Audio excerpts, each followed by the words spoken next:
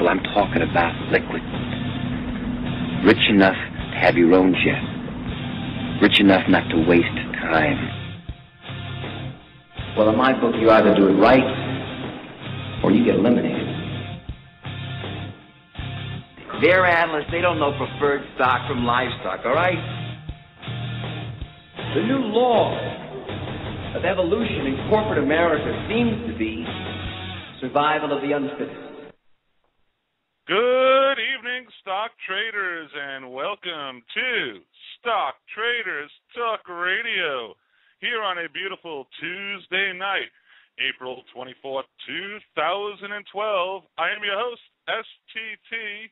Joining me on tonight's program, I have Stock Sumo.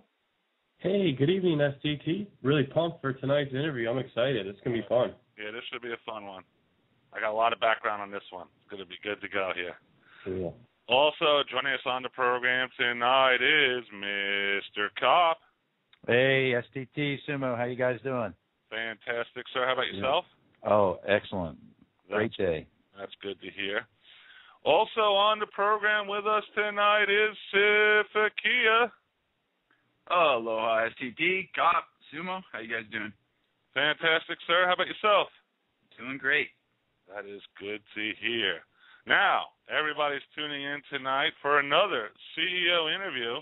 First, I want to remind all our listeners to check out the morning program at 9 a.m. Eastern Standard Time as they take a look at the opening market and go into the bell for about another half hour looking at L2s and what is hot. That is starring Stock Sumo, Hoss, and Sifakia is back, from what I've been told. We'll talk about that later in the show. I have a little objection to it, but we'll see what happens. All right, let's not make anybody wait longer. We have an exclusive CEO interview for you tonight. Mr. Kopp will be doing tonight's interview. Mr. Kopp, take it away, sir. Thanks, STT. We're here with Mr. Don Baruch, the CEO and President of Rounder, Inc., stock ticker RNDR. Mr. Baruch has a diverse history and background in many industries and roles, focused on operations and strategic planning. In this interview, I'd like to cover the interesting company that Rounder, Inc. is, how the unique and diverse personalities and talents have come together to perform a perfect storm, if you will, of a brand, a company, and investment opportunity. Welcome to Stock Traders Talk Radio, Mr. Baruch. Oh, thanks, Chris, and call me Don. I feel kind of left out. I don't have a nickname, though. You're a World Series winner of poker. You have probably plenty of nicknames, I can assure you, and they're probably pretty good. How about if we get started with telling the audience what your company does? Sure, Chris. My company, Rounder, which I'm the president and CEO of, is a social networking and gaming company. People might be familiar with the movie Rounders, the Matt Damon movie that was so popular several years ago, which happened to have been one of my favorites.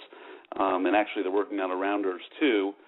And we are essentially a poker and gaming lifestyle business. We're a little bit of a lot of different things. I like to think of us as an entertainment company. We're a publishing company. And I guess most importantly, we're a social networking and gaming company. Excellent. How about if we go into a little bit of your background experience and a brief history of the company itself? Sure. I got to start, though, with I do have a nickname, actually, but please don't call me it, and all my friends that listen to this will make fun of me. But everyone at the poker table has a nickname, I guess, just like in the radio business, and the name that I'm referred to is Donnie Bracelet, which is appropriate when we look at my poker background, because I actually, in 2007, I'll get to my business background in a second, but it's more fun to talk about my poker background. 2007, I had a chance to do something that I would guess I'll probably never do again, or at least succeed in doing, and that was I participated in an event at the World Series of Poker in Las Vegas. It was a event for those poker players out there called a shootout, which means you have to beat all of the people at your table. And when you've beaten those people, there's 9 or 10 of you at a table, you move on to a table full of winners, beat that table, and then the final table of all of the winners of the first 2 rounds. And We had 900 players. It was a $1,500 event, and I was lucky enough after 2 days of play and a lot of grueling all-in moments to walk away with a bracelet from the World Series. There's about 600 of us or so that have those, and my $1,500 investment turned into a $270,000 payday. Ironically, I called my stockbroker the next day. It's good for the show, I guess, and asked him why he couldn't do the same with my investments with him. He didn't think it was very funny, but I thought it was kind of humorous. So I guess first and foremost, that's I guess the most interesting thing about me is that I was a world championship poker player. I've been playing poker my entire life. And I was able to really work on my game and become take a hobby and turn it into a success story for me personally, which is, I think, often how a lot of businesses end up being the most successful. On a more professional level, I went to college at the University of Florida, and I also have an MBA from Emory University in Atlanta, and I've worked in everything from Fortune 100 companies to small startups that no one's ever heard of when they started up, and even today. I've also owned several franchises, and I've worked about 20 years building my own experiences in operations, in turnaround situations, in strategic planning, and in consulting. So interestingly, about 2 years ago, I had the opportunity to, someone brought me the opportunity to take a look at the Rounder company, which had been somewhat dormant, probably not a fair word, but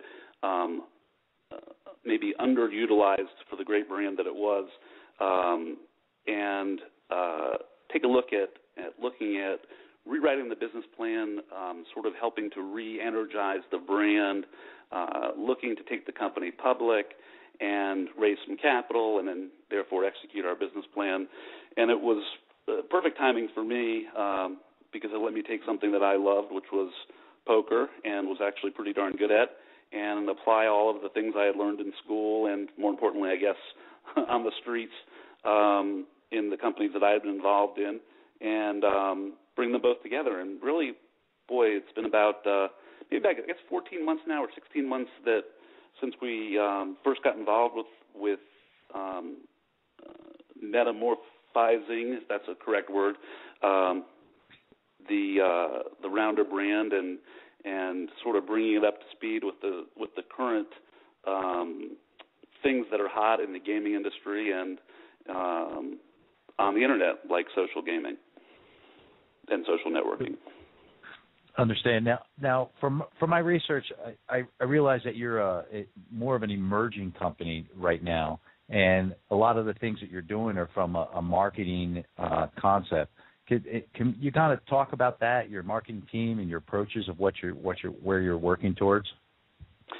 Sure, I'd be happy to, Chris. We definitely are in the emerging stage. In fact, I'm not embarrassed to say that we're probably in the re-emerging stage already. Again, this has been it's a very dynamic marketplace that we're in right now.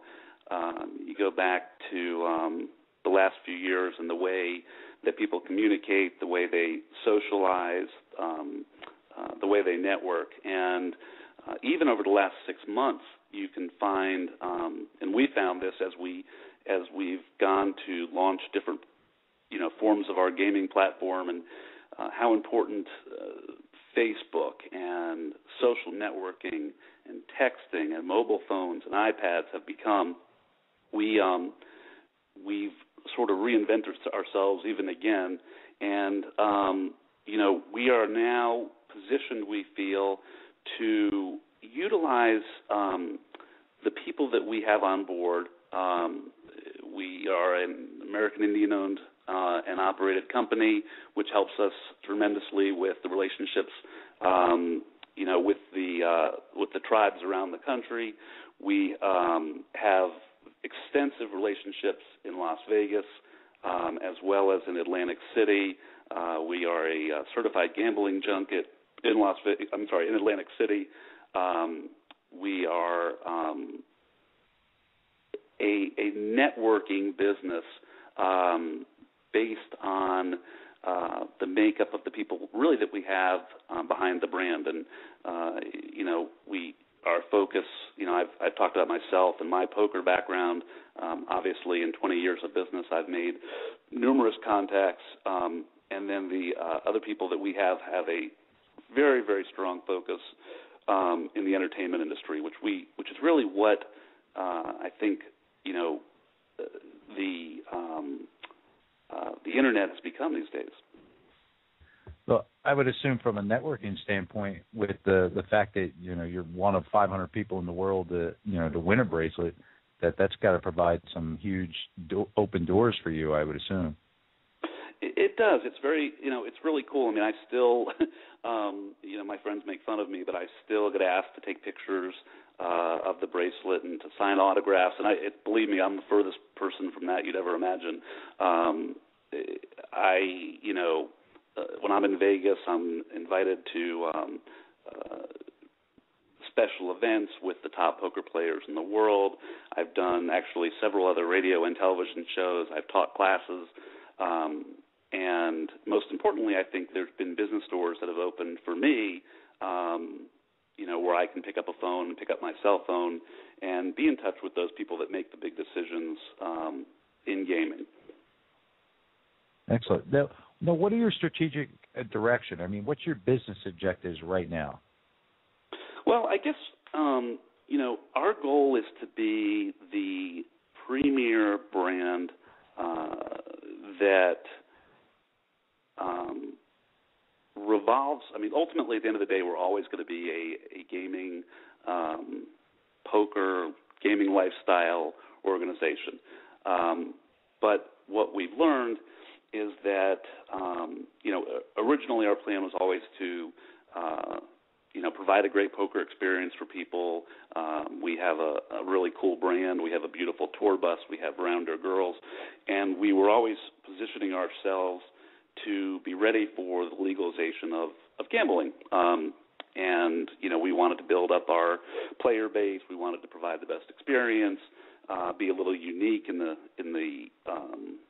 what we had to offer, and, of course, trade off of the relationships we had in the Rounder brand. What we've discovered and how we've repositioned ourselves a little bit over the last few months is as we await that inevitable change in legislation, which will bring legalized gambling, or I should say legalized poker, to the United States and the banking that goes with it, there is a multi-billion-dollar market out there already that exists that we weren't capturing, and that we think we can do as good or better job than some of the big boys that are out there now. And that's really in the free area of poker, particularly though as it ties into Facebook and social networking. I have two teenage daughters, and I just never, I sort of didn't pay a whole lot of attention to some of the things they were doing on Facebook in terms of the games they were playing, and they weren't playing poker, quite frankly. Being teenage girls, I was kind of glad about that, but the games they were playing have a focus on something called microtransactions. And, I'm sure most of your listeners are very familiar with Zynga, who's recently gone public, and had a little dip in their stock, but I certainly wouldn't mind their capitalization and success that they've had so far. But they have 300 million people playing their games, and they're making money off all of them, even though no one's playing for real money. So this whole business model of being a social networking gaming business is a piece of the puzzle that we're going to capture. We're doing some proprietary things right now that are. We have demos that we're ready. We're ready, but we can't quite put up and show the public right now for a couple of reasons. But we will have within 30 days our application ready and this is our proprietary application, ready to go on Facebook and to start capturing our own users in an experience that they've never seen before for poker and really for gaming in general. And, you asked what my strategic vision is for, or where we're heading, I guess, with the company. What I would tell, I guess, I would give you a synopsis and say, we're going to be a big player in social networking gaming. We're going to have the most exciting name and best-looking software that's out there. We are the first one developing a very sophisticated 3D world, and for now a 2D world because that's what Facebook supports. And we will turn our gaming experience into more like a video game and less like a cartoon experience that poker has been in the past. While we do that, and we maximize the microtransaction world that Zynga's been so famous and is quite frankly doing so well with, we'll be positioning ourselves as well for real gaming for when that comes out. And we'll continue to build the brand, and that's the third thing. One of the things that I like to think of when I make decisions for the business is how is this at the end of the day going to really help us build the Rounder brand? And I think that's the third component to this is we're ultimately a pretty cool brand with a pretty cool name, and that's also not really out there right now in this industry. That is one thing that attracted my eye when we were doing the due diligence is the fact that, clearly you've been doing the branding piece thoroughly and, marketing that to the nth degree to really maximizing it. Pretty impressive on that part. And it's as if, and correct me if I'm wrong here, it's as if on the day that the legislation changes that you're ready. Am I accurate with that? Is that when the game-changing stuff happens for you from, huge amounts? Yeah, I think that is fair, but it's not the only end-all that we thought it was before. We expect to be generating significant revenues before that happens, and then when they're ready to flip that switch, there are states now that have already approved what they call intrastate gaming, which allows you, it's a little complicated, but it allows you to, say, play poker in Washington, D.C. online against other people in Washington, D.C. It's really not an ideal business model, but the legislation is churning its way through, the committees right now, and it's just one of those things that the government is going to have to, at some point, realize the lost revenues. They've already taken the steps to legitimize the business by closing down those sites that were doing it illegally but making billions of dollars doing it. And absolutely our goal is to be the brand that people think of when they do flip that switch and say, okay, on this date we're ready to go with gaming as a legal format. Here are the rules. Here's some of the, we've positioned ourselves with, there's going to be certain criteria already that if you read the legislation that we're preparing for ahead of time in terms of where your business is based and how long you've been around, and we've got all those things covered. The amazing part about that is and I read up on your business background. I'm a budget guy by trade, I guess is what I would say. And I think it's really, really safe to assume that over the course of the next few years, as the budget pieces really start drilling down, even to where the debt and certain pieces, they're going to try to get as much revenue as they can. There's no doubt about that, and that is an untapped market. And this is just my opinion, but I firmly believe that most of those companies that were shut down from exactly what you alluded to earlier was because the government wasn't getting their slice of the pie. And, frankly, that's a huge revenue stream for them that potentially is going to be in play. Absolutely. It's billions of dollars a year. I was looking through my notes real quickly. I was going to try and quote, let's see, online gambling revenue in the year 2010 was about $24 billion, and none of that was taxed, at least in the United States. of that $24 billion, that's worldwide, $24 billion, about half of it was coming from the United States. Now, a very small portion obviously is since what they call Black Friday, which is when they shut down those sites. And shutting down those sites, you're right, it did two things, both of which are good for our company. One is it got rid of the biggest competitors, just sort of wiped them off the map. It also brought to the attention of the government the fact that it can't be ignored.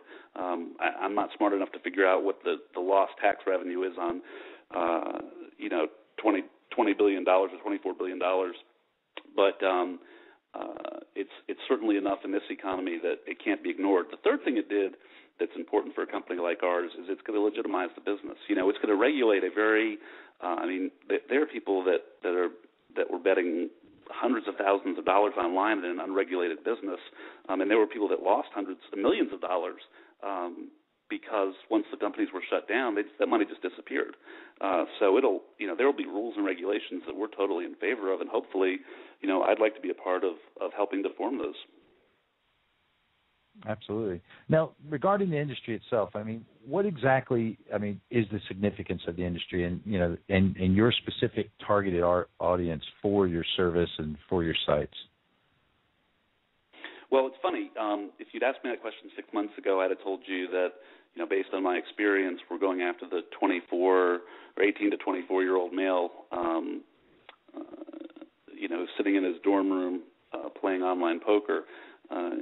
Now that I've learned a lot more about social networking and the kind of people that are gaming and really even playing not just some of the games that are out there like Farmville and Cityville, but actually playing poker online is there is no targeted market. Both of my girls play for fun, along with playing Mafia Wars. They're playing poker online for these virtual chips and for this social aspect they get out of it. So our market is anybody with a computer or a cell phone or a iPad. And God only knows 5 years from now what it's probably going to be anybody with a refrigerator and a nail clipper. Who knows where it's going to be incorporated, but it's obviously a huge this whole online experience is only going to continue to grow, and there is no specific market for us except people that like to interact with other people. And here's another interesting thing that I learned recently as it applies to what we're doing, which is a lot of these games that are successful, and I'll call them Zynga-style games. Once again, microtransactional is the industry term. But one of the things that I read recently was as successful as some of these games are, like Cityville, I believe, is Zynga's number one game right now. I know a lot of people play Mafia Wars. I personally play Scrabble on Facebook. The one game that has the least attrition of everything, even though it's not their biggest game, is Zynga's poker game. And, that goes back to the fact that poker has, been around forever and is going to always continue to be, a part of American culture. Sure. Even the president plays it. There you go. I'd like to go back to your business plan a little bit because I understand that you're in the emerging, re-emerging stage, if you will. Describe to the audience what a snapshot of your current operations are. Sure. We spend the majority of our time now doing a few things. We are continuing to build the brand. We're working diligently on the guts of our poker program. We're not going to relaunch our, and we are available on, just to reiterate, you can play poker on the Rounder website right now at rounderlife.com, and you can also learn about the company and see some of the stuff we've done, with the television show and our relationship with Trump. But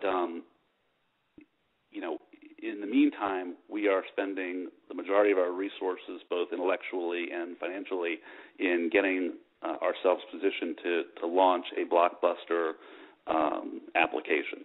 And at the same time, we continue to do things to try and build the reputation of the brand. Those are, I think, the two things that we are spending the most of our time on as a business right now. Now, what are your expectations in the short term? Well, this is the short term. That's kind of the cool thing is the Facebook application is something that we are killing ourselves to get done in the next 30 days and to get it done right. And as soon as we're up, then we start the marketing push to get players to our site and to make the site, the site itself is not just a poker site, but that's where the branding comes in with Rounder. I mean, we are we want to make it as exciting a place to be, to socialize, and to play poker as possible. And we do that through, our tour bus, through our Rounder Girls, through the, we're doing new Round apparel. We have a Rounder energy drink. So we're just trying to get out there and, build some excitement. We're trying to build our presence on Facebook. We haven't done much with that to my satisfaction yet, but there's what's the latest Facebook number? I'm going to say 500 million people have a Facebook account. Well, that's a pretty good captured market there, and I'm not satisfied right now with our presence, but we're working very hard in the very short term to increase that. Now, do you have any strategic alliances or partners? And if so, could you elaborate on that topic, specifically focusing on what they bring to the company and how it benefits you? Well, right now we have a contract with the Trump brand. We are the exclusive provider of the World Series of Golf. With Trump, we, which the name carries its own cachet, we have been producing their annual Trump Taj Mahal Poker Classic. We actually do the production of the event as well as put it on TV, and it's a Rounder-sponsored event, and of course that has natural ties as well. And then we're also working very closely with a number of the Indian tribes, which is very important as well. As we're all aware, they've had quite a great deal of success in the gaming business and have some very good connections and some great experiences, and we're trying to benefit from that relationship as well. I actually did not realize that. So you're the sponsor of the actual event itself? Yeah, well, we actually produce it. It's the Trump Taj Mahal Poker Classic. It's one of their big events.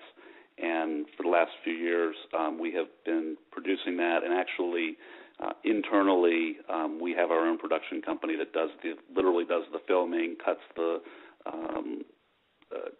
show, and then puts it on television, buys the media. So we hit that whole aspect of it, and we want to grow that as well. We don't want to be limited to just one brand. We think that our production value's as good or better than anyone that's out there right now. So the Rounder brand is actually getting put out on television as well as the social media and those type of things. That's correct. Yep, and it has been Wow. in the past. And we're always looking for new opportunities. We're doing some pretty cool, brick and mortar type things as well. Because once again, when we make decisions on how to spend our time or our money, if it doesn't help the brand, we're not going to do it. Well, one of the things that we found is that we do these mega events that are live. We bring the Rounder bus. We bring the Rounder Girls, and then we have we have two right now we're working on that I don't want to give away anything quite yet, but they're going to be pretty spectacular, never seen before type poker events that will tie in with.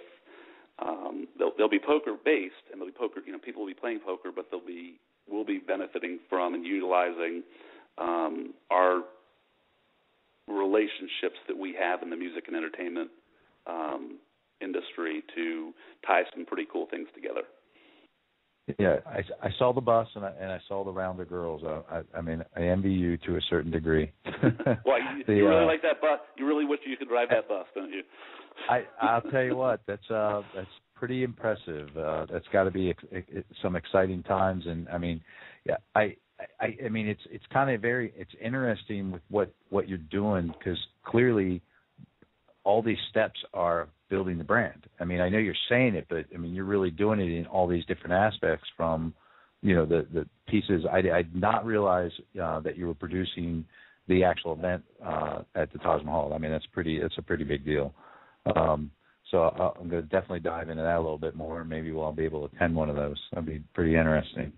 Now, so beyond those things itself, I mean, let's go from a longer term perspective. And I know we touched base a little bit on legislative and those type of things, but where do you see yourself a year from now? I mean, what major catalysts or milestone events do you anticipate, say, happening over the next year or two? Well, the first there'll be a few. The first is going to be almost all of our focus over the next 30 days is going to be on this Facebook piece. We need to increase and improve our presence on Facebook and get our app up and running. It'll probably be computer-based first, and the next phase after that will be bringing that same application to your handheld devices. They're two separate technologies that once again, I'm not smart enough to explain, but I do understand what what the cost of doing it is and the timing, and we're going to make both those things happen as soon as possible. That's going to be in the next 30 days. After that happens, we go back to getting, then the next step is going to be for us to drive people to the site and get them excited about the Rounder brand, and we'll be doing that with one of these mega events. And at the same time, we're going to be figuring out how to integrate microtransactional revenue streams into, driving money back into the company to help with our growth, which eventually, and this is a bold prediction on my part, I would say based on my best guess, I'm saying this as a poker player, not as the CEO of the company. I think that we're probably 2 years away from the legalization, of poker in this country, and I think it's just we have to get through this next election, so it doesn't become too much of a hot button for anybody. Then I think you'll see something happen pretty quickly, because someone's going to want to raise some money to spend for whoever the next president is. Understand. Now, do you want to drop any hints on this on the mega event? Are you calling your lawyer? No, I'm trying to think. I'm trying to think of something clever to say that doesn't give away too much. You know what? No, I don't, because there's two that we're toying with. Probably we'll do both of them. I'm not sure which one first. I'll tell you this: one of them would be music themed and would be something that no one else could do, based on some relationships we have. The other might involve water. How about that for a really obscure answer? Yeah, a very large body of water, and a very dynamic environment for poker. I'm giving too much away. You're too good at what you do, Chris. I believe it or not, I have had about 50 different people give me guidance on how to get that extra bit of information from CEOs. And your former days in the CIA are paying off, huh? Yeah, pretty much. Well, I could assure you this: the STT radio brand would definitely like to be somewhat involved in those things. I mean, it sounds like pretty exciting stuff. I want to go back to the website again. What was the website itself? It's www.rounderlife.com. And if you go to the website, it's pretty cool, actually. The guys that do that do a great job on it. There's a direct link on there to play poker on our current platform, which we still encourage people to do. It also has clips from the TV show. It has clips from the Trump Taj Mahal event. It has a little investor link on there, which tracks the stock, which is RNDR, and also has a copy of our business plan on there. So if anyone wants a little more detail to some of the stuff I've talked about today, you can go there and actually read about some of the stuff and some of the people involved in the company. Now, what do you think makes Rounder a good investment for potential investors? I mean, more importantly, if you had a 5-minute elevator speech that would represent the excitement of the future of the company, what would it be? Well, let me answer the first part of the question, because I don't like elevators. I'll tell you this as part of when I've talked to people about Rounders and investment. I believe in this thing enough that I've basically leveraged my future on the success of the long-term success of the corporation and obviously the success of the stock. I know that I've been around long enough, and I was investing in stocks when I was 12 years old, which was a long time ago. There's always a certain stigma attached to stocks that are in the price range that we're at right now. But everyone starts somewhere, and I can tell you that none of the principals have any kind of stock available to us or any kind of incentive except long-term. We are long-term holders by necessity and also by belief. I would never try and predict where this stock should be, but I can tell you that where it's at is a great opportunity for people to learn about our company and to help us grow based on some of the stuff I've talked about tonight. Excellent. Now, one thing I did want to dive into a little bit more, I had a note that said, come back to this. You've mentioned Facebook a couple of times, and I know you're kind of playing close to the vest here a little bit, and I can't see it to see what the tell is, but how big? I don't show my tell. I'm not that good anyway, believe me. In what you're getting ready to do with Facebook and the certain things that you're getting ready to market, over the next 30 days, how substantial is that a game changer, if you will, for your company? It's huge. It's as big as anything that we'll ever do probably right now. And until there's another Facebook or something equivalent, and maybe we'll be part of that, and it end up being part of our long-term business plan, hint, hint. But short-term, I mentioned it, there's 500 million people with a Facebook account. Half of those people log on to Facebook at least once a day. I wish I was in that 50%. I'm in the 50% that log on about once an hour. And in the world of social networking, 91% of all social networking right now takes place on Facebook. There were some earlier, pioneers like MySpace, and they've lost a lot of the marketplace. Facebook Facebook is amazing. It's where everyone is. It's what everyone does. If I didn't have a Facebook account, I would have no idea what my 2 teenage daughters are up to these days. That's my way of keeping in touch with them, sadly.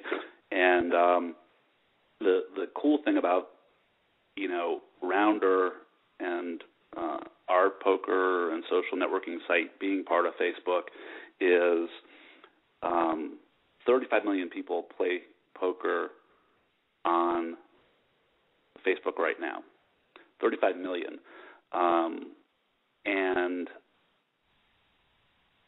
if you've ever played poker on Facebook with the current applications that are there, they're all kind of cookie cutter and the same. Just to give you an example, you know what Zynga's poker website is called? No, I don't. It's called Zynga Poker. There's no brand there. There's no Sure. loyalty. There's no identity. What there is Zynga's done a brilliant job of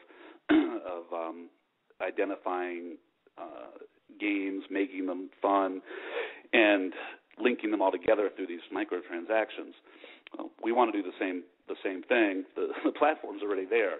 Facebook has a very standard model. We're pre-approved to take our platform onto it, and the revenue sharing is reasonable, and it's the same for everybody.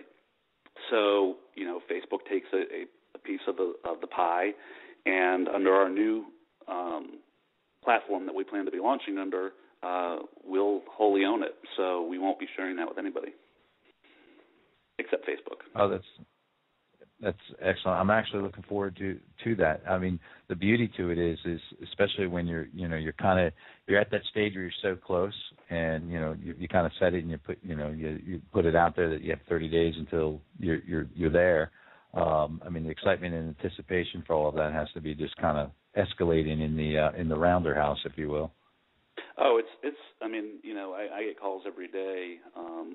How's it coming? I'm in contact with the development team. We're raising necessary capital to put into making it as successful as we can, and at the same time, it's a little nerve-wracking because it's a lot of work to do in a short period of time. But we think we can make that happen.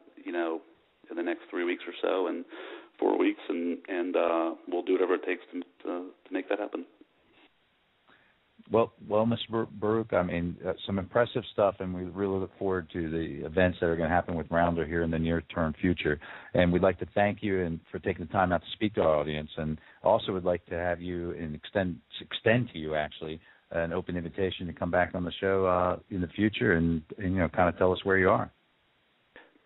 I'd be happy to, Chris. Thanks, and I'd certainly be open to talking to the network about things that we can do together in the future. And I enjoyed it and appreciate your professionalism.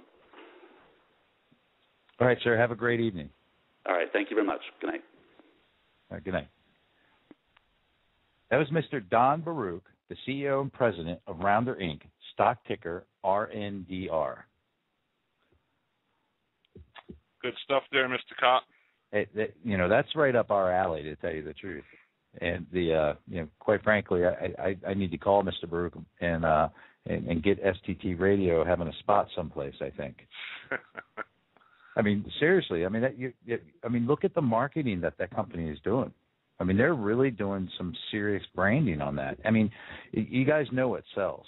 I mean, it's got the gambling piece. They got the tour bus that's purely, it's awesome.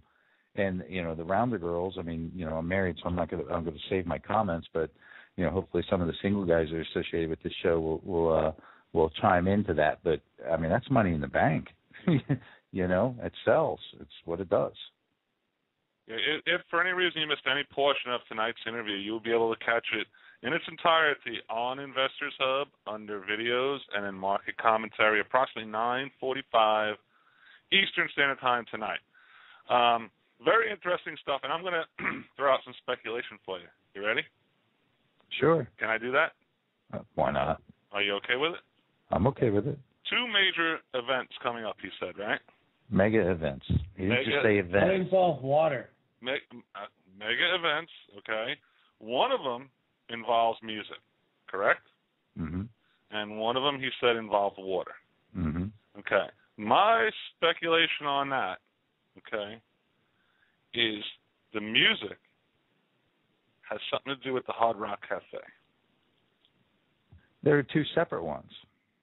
What are you talking about? Oh, well, yeah, I see what you're saying.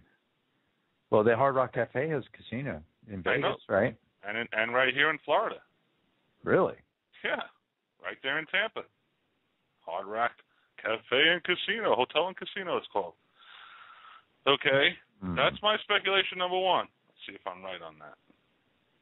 Number 2, on the water, okay, I'm thinking one of the major cruise lines. One of the major cruise lines. That's not a bad guess either. Because he said it was a great environment to have a poker tournament. Now, we all know you can gamble on the cruise lines once you're, 3 miles offshore or something? I think it's 3 miles. Yeah. I mean, the parts, his ties that he has with Trump and those type of things. Did you pick up on that when you were doing the due diligence that they were doing? They were producing the entire event. I mean, I didn't see that. Yeah, that's good stuff right there. I do want to speculate a little bit further if I can. Can I go one little outreach further? It just dawned on me because I live here and I'm thinking to myself, wow, that's right. Okay. Well, also pulling out of Tampa, remind you I'm saying Tampa, are gambling cruise ships. You know, you go out for like 5-6 hours and you come back. Those type of junkets. So maybe that's what I missed there on the weekend. So I'm just speculating, mind you, but it makes sense to me. We'll have to not bad. Let's see what comes to fruition there. Okay, and I do want to give him a big. He won the shootout tournament. Okay, and for those that know poker, it's probably one of the harder ones to win because realistically, you're at a final table every time you sit down.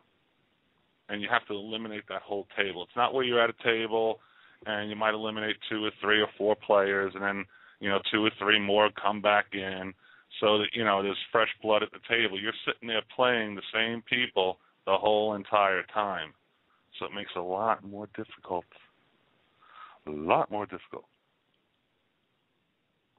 Yep, no, this is going to be very interesting to watch this. Have you ever played poker on Facebook? I have never, ever played poker on Facebook. Me either. I played poker on his website tonight. I gave it a try. Did you? I actually won. But what else is new when I play? I want to try this out. I think this is something that we need to do. Well, I don't know. I don't know. What I'm wondering is because you have like the World Poker Tour, okay, and they have an online poker site where you pay a monthly membership, and there's a few sites out there that actually have this. I could think of 3 or 4 off the top of my head right now, where you pay a membership, and I think if I remember correctly, the last time I played on World Poker Tour, I think it was $19.99 per month, okay, and you have however many people they have subscribing per month. And they give out decent prizes. I mean, you can win. I've actually won the tournament where you won $400, which was a $1,000 tournament, 9 o'clock p.m. starting tournament. And I was just wondering, and kind of, again, this is way off base, okay? Can I go way off base on you? Sure. Work with me on this, okay? If you're allowed to have a membership and play for supposed points, correct? That's what they're supposedly paying with, right? Is points. Right. What is to stop a company from say, I'm just going to throw this out. Let's think about this during the show. Let's say, for example, he started to sell T-shirts off his website that say Rounder and marketing, advertising, so forth and so on. And for every T-shirt that you purchase, you got, let's say, 2,000 points. Okay? Mm-hmm. Those 2,000 points would go into your bank to play the poker. Okay? And then offer prizes through the poker, which he does right now. But, I was just wondering, why can't that be done? If you're allowed to pay for a membership, if I pay for an item and get the item, the actual item, and a side note of that is points to play poker. Well, people love prizes, man. And I don't know why, but that stuff, that's huge in a lot of different things. And if you can do different marketing schemes and all that, that's one thing I'm very interested to see because I'm really going to dive into this on one side. The branding that they're doing, quite frankly, is phenomenal, and I want to copy it. Okay, I'm just going to say that out loud for everyone that's listening. We do a lot to market STT from a standpoint of what we do. And I think we're building a brand, but it's nothing like the brand that they got. They're putting that thing in front and center all over the place. But what I didn't, and I probably should have dove into this a little bit more, is who is on this marketing team and how robust is this marketing team? Because they're definitely going down a lot of different avenues, but they're doing it in a professional manner when you look at it. You know what I mean? So that's not cheap to do. Two, the end net goal is, I kind of alluded to it in the show. I believe this, and just from everything I've researched, I think they're setting themselves up to have the infrastructure, the architecture, and every last little thing ready on the day they're able to. When that legislation changes, because they'll be ahead of everybody else. So they're sinking. I'm sure he's making revenue in a lot of different things, and in the meantime, and as well as figuring out that there's a whole nother, the social media thing has just taken off into just this craziness. Everybody in the world is touching social media, and most are touching more than one forum, whether it be Facebook, Twitter, whatever the case. And a lot of companies, every major company in the world is trying to capitalize on these pieces. It's this, it's amazing. It's absolutely amazing. So I'm going to look into that because I really would like to see how they're doing that and, quite steal some ideas, to tell you the truth. Yeah, the other thing that you got to take into consideration is, he probably has a good outreach to the major poker players, being that he's a bracelet winner. It's like a little family. Those guys have all won bracelets. So you can reach out to some of the bigger names fairly easily, I'm sure, on his end and help them with the market. You know what I'm saying? So that's another avenue you always got to look into for him. Well, you figure he gets a picture every time, I bet. You could, right? If his marketing team followed him around and when he goes and meets other people, I don't understand the whole 1 out of 500. I guess that's how many major tournaments of bracelet winners there are? I would say that, well, I wouldn't know that number, to be quite honest with you, because now it's so marketed that, they're running so many tournaments through the World Series of Poker that it's just crazy now.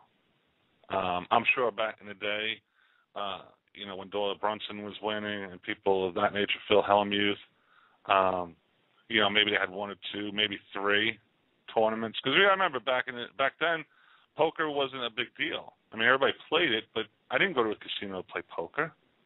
Sure. Okay. Back then. Yeah. Perhaps. And it only became hugely popular, I would say, back in, maybe 98, 99, 2000, where they started to put on ESPN and they had, the online poker started to take off. So, like I said, when I went to the casinos back then, you had a little poker room, sure, but it was a little poker room is what it was. 5 or 6 tables, people sat down and played poker.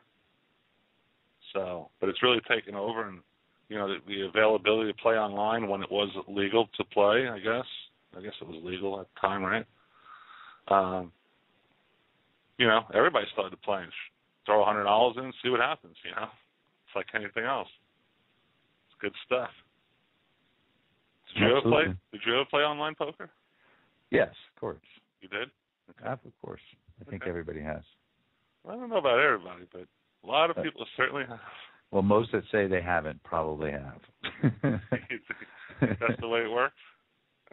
To a certain degree. You never know. You're never going to be able to get that accurate answer, if you will. Yeah.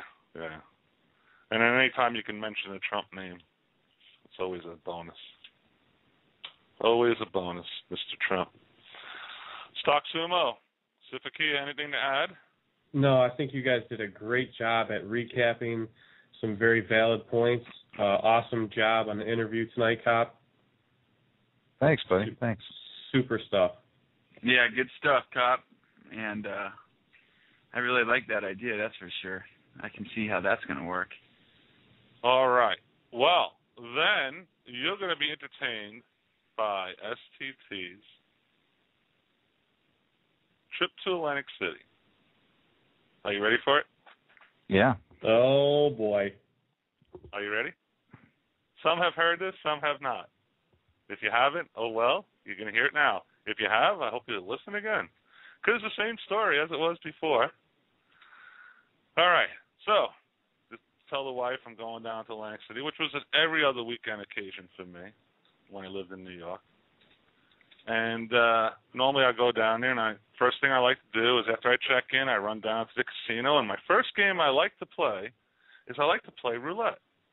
It's fast, it's quick, It's easy to get in a seat, and I usually lose $700-800 in like 20 minutes. It's a good way to start the day. So we go down for this trip, and I have the wife with me, which is rare, but she's there. And I'm waiting for my buddies to show up. They're coming down a little bit later. Not much later, but a little bit. So I run down to the casino, and I'm sitting there. I look at my roulette table, and I choose a roulette table with a short person, I shall call him, that was dealing. He actually needed a carton to stand on to deal, okay? And I play 31, 29, 27, 23, 20, 17, okay?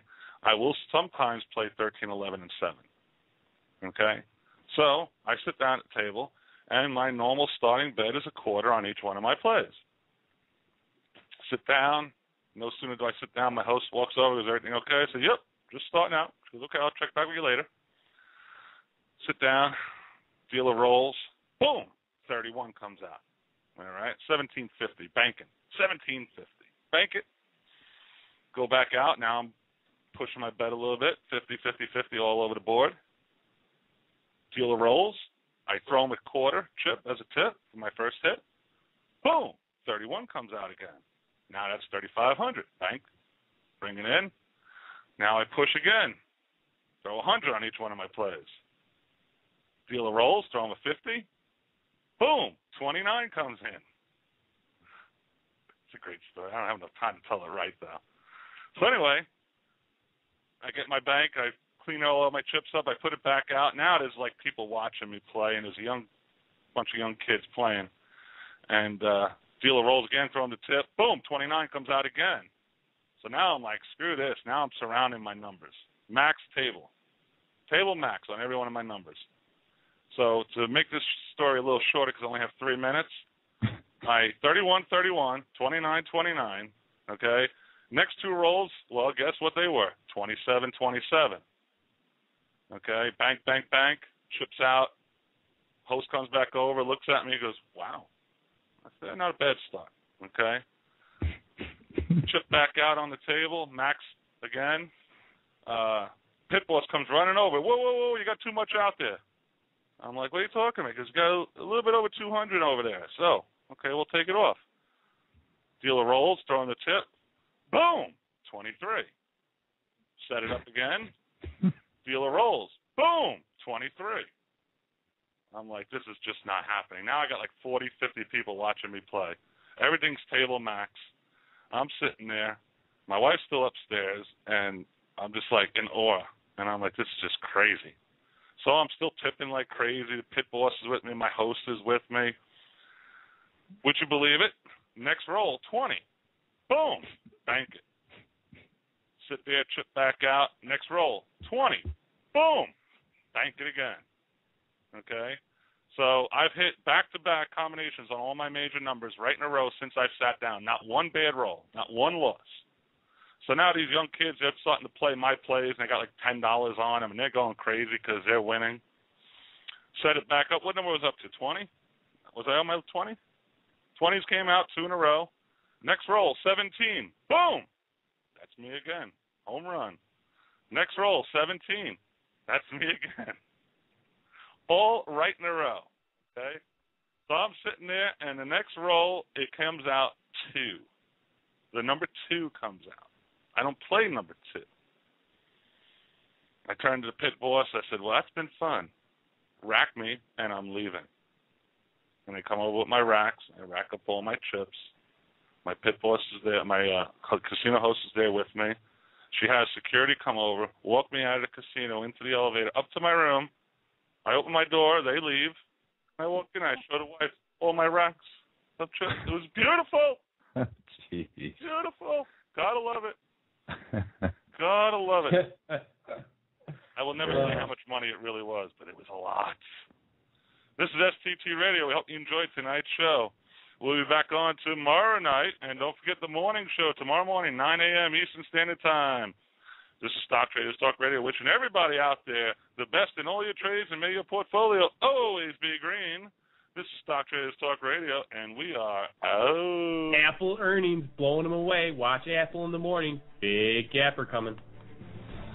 Thank you for listening to Stock Traders Talk Radio. All views and topics talked about on Stock Traders Talk Radio is solely for entertainment purposes. We are not professional financial advisors and always recommend you seek the advice of a professional financial advisor. Never invest in any stock featured on our show unless you can afford to lose your entire investment. The information contained on our show is based on sources which we believe to be reliable, but is not guaranteed by us as being accurate, and might not be a complete statement or summary of the available data. Stock Traders Talk Radio advises that the investments in companies profiled are commonly considered to be high risk, and use of the information provided is at the investor's sole risk. Thank you for listening to Stock Traders Talk Radio.